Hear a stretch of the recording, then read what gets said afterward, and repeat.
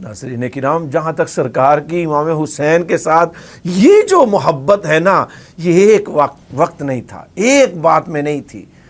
سرکار ایک دن حضرت اماں عائشہ کے حجرہ مبارکہ سے باہر تشریف لائے، تو جب چلنے لگے تو سرکار کو سیدہ فاطمہ کے حجرہ سے امام حسین کے رونے کی آواز آئی۔ جب سرکار نے سنی آواز تو آپ نے سیدہ فاطمہ کو فرمایا، یا فاطمہ، اے فاطمہ، علم تعلمی ان بقاؤہ یؤذینی، فرمایا فاطمہ میرے حسین کو رونے نہ دیا کر، حسین کا رونا مجھے تکلیف پہنچاتا ہے۔ تو جس امام پاک کا بچپن میں اپنے نارمل روٹین میں رونا محبوب کریم صلی اللہ علیہ وسلم کو تکلیف پہنچاتا ہے، تو ناظرین کرام اس حسین کا اپنے پورے خاندان کو، اپنے بیٹوں کو، اپنی بیٹی، اپنے بچوں کو، ساروں کو وہ بیابان کربلا میں جس تکلیف میں رکھا اور پیش آیا، یہ سارا معاملہ سرکار کو کیسی تکلیف پہنچی ہوگی۔ یقیناً یہ ہم سب کے لیے آج ہم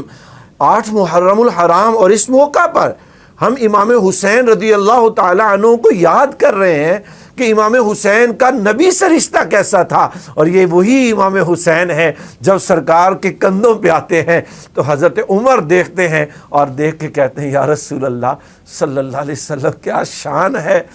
یا رسول اللہ کیسا سوار، یہ سواری، حسین کو سواری کیسی ملتی ہے، یا رسول اللہ نبی، اور نبی بھی امام الانبیاء خاتم النبیین، آپ کے کندھوں پہ حسین بیٹھے ہیں، کیا خوب سواری ملی ہے۔ تو فرمایا عمر یہ نہیں دیکھتے کہ سواری کتنی اچھی ہے، یہ تو تم نے دیکھا، یہ بھی تو دیکھو، نعم الراکب، راکب کون ہے، سوار کون ہے، یہ حسین ہے۔ حسین کا سوار ہونا یہ بھی عظمت کی علامت ہے۔ اور ایک موقع پہ تو ایسا ہوا، نبی رحمت صلی اللہ علیہ وسلم نے حضرت امام حسین کو ایسے انگلیوں سے پکڑا ہوا ہے، اور پکڑ کے سرکار نے ان کے ننھے قدم اپنے پاؤں مبارک پہ رکھے، اور رکھنے کے بعد فرمایا، اے میرے ننھے شہزادے اپنے ننھے قدموں سے چلتے آؤ، اور جب سرکار کے اوپر سے چلتے چلتے اپنے پاؤں نبی کے سینہ مبارکہ پہ رکھ لیے۔ اللہ اکبر، ذرا دیکھے تو صحیح یہ ناز، یہ نخرے، یہ محبت، یہ سرکار کا قیامت تک کے لیے یہ بتانا کہ حسین کا مقام کیا ہے۔ ارے ہم ساری کائنات اکٹھی ہو جائیں تو نبی کے قدموں کے، آپ کے مبارک جوتوں کے نیچے جو خاک آتی ہے، ہم تو اس برابر بھی نہیں ہے، اور ہمارے نبی حسین پاک کو اپنے سینے پہ لے رہے ہیں۔ اور پھر وہ دیکھا سرکار کے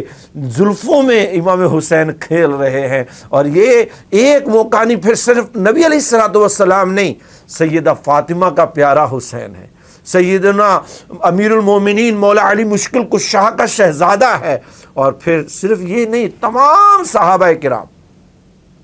سیدنا ابو بکر صدیق، سیدنا عمر فاروق، سیدنا عثمان غنی، یہ تمام صحابہ کرام امام حسن سے بڑی محبت کرتے تھے،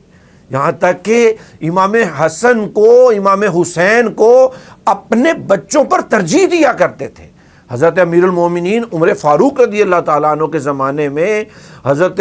آپ ایک مقام پہ جمع تھے کہ حضرت امام حسین تشریف لائے، تو دروازے پہ حضرت عبداللہ بن عمر تھے، دیکھا کہ ان کے بابا امیر المومنین مصروف ہیں، واپس چلے گئے۔ جب آپ کو پتہ چلا، آپ نے شہزادے سے فرمایا، اے امام حسین پاک، آپ تشریف لائے تھے تو آپ کو چاہیے تھا آپ خود تشریف لے آتے، آگے آ جاتے۔ کہا حضور آپ کے بیٹے ابھی انتظار میں تھے۔ فرمایا ہم اپنے بیٹے پہ آپ کو ترجیح دیتے ہیں۔ تو امام حسین جو ہیں، آپ کا وہ عالی مقام مرتبہ ہے کہ جس مرتبے کے بعد اس کائنات میں، میرے محترم ناظرین، بلا تردد، بلا ریب ہم یہ بات کہتے ہیں، امام حسین جیسا نواسا اس کائنات میں کسی کا نہیں ہے۔ امام حسن ہوں یا امام حسین ہوں، آپ یہ امام حسین جو دنیا میں تشریف لائیں تو سرکار کا لعاب، اور سرکار صلی اللہ تعالیٰ علیہ وسلم کی شان یہ تھی کہ آپ صلی اللہ تعالیٰ علیہ وسلم امام حسین کو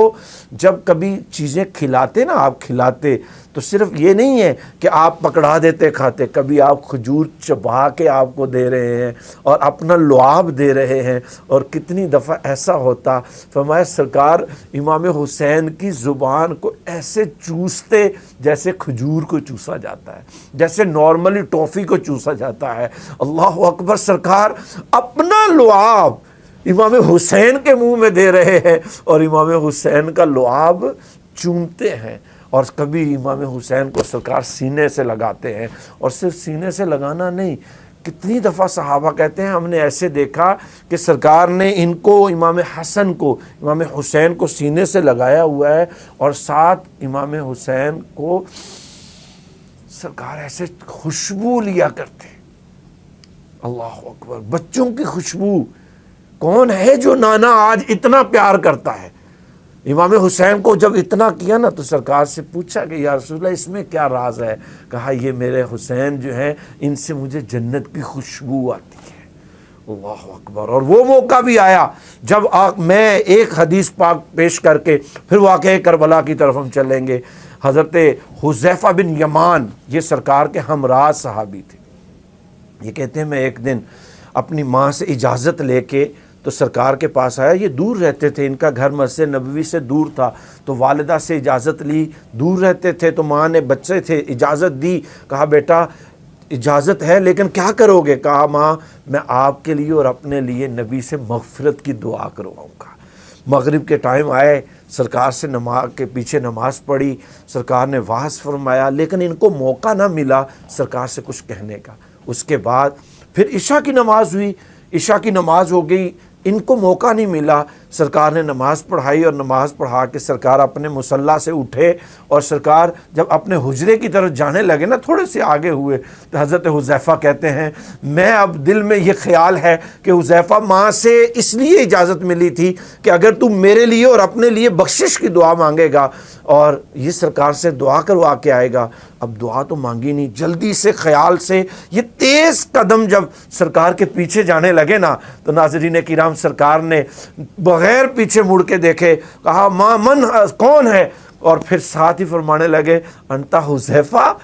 پہلے پوچھا کون ہے اور سرکار پھر فرمانے لگے تو حذیفہ ہے۔ اللہ اکبر، نبی اپنے عاشقوں کی چال سے بھی واقف ہیں، قدموں کی آہٹ سے بھی واقف ہیں۔ کہا حذیفہ ہے، کہا یا رسول اللہ نعم، ہاں آقا کریم میں حاضر ہوں۔ اور سرکار نے جب یہ سنا نا تو پھر آپ فرمانے لگے اے حذیفہ کیا تیری خواہش ہے، کس لیے تو آیا تھا؟ اور ساتھ ہی کہا غفر اللہ لک ولی امک، اے حذیفہ بتا تیری حاجت کیا ہے، اللہ تیری اور تیری ماں کی بخشش فرما دے۔ اب حضرت حذیفہ جو ہیں ان کو اب کیا کہہ سکتے تھے، حاجت جو تھی سرکار نے خود اپنے غیب سے اس کو جان لیا اور پوچھ دیا اور دعا کر دی۔ جب حضرت حذیفہ کے پاس اب کچھ کہنے کو نہ تھا، سرکار فرمانے لگے اے حذیفہ ابھی ابھی اللہ کا وہ فرشتہ اس کائنات میں میرے پاس آیا جو آج سے پہلے کبھی نہیں آیا تھا۔ حضور اس فرشتے کے آنے کا راز کیا ہے؟ کہا اس فرشتے نے مجھے پیغام دیا کہ یا رسول اللہ آپ کی بیٹی فاطمہ جنتی عورتوں کی سردار ہے اور حسن و حسین جنتی نوجوانوں کے سردار۔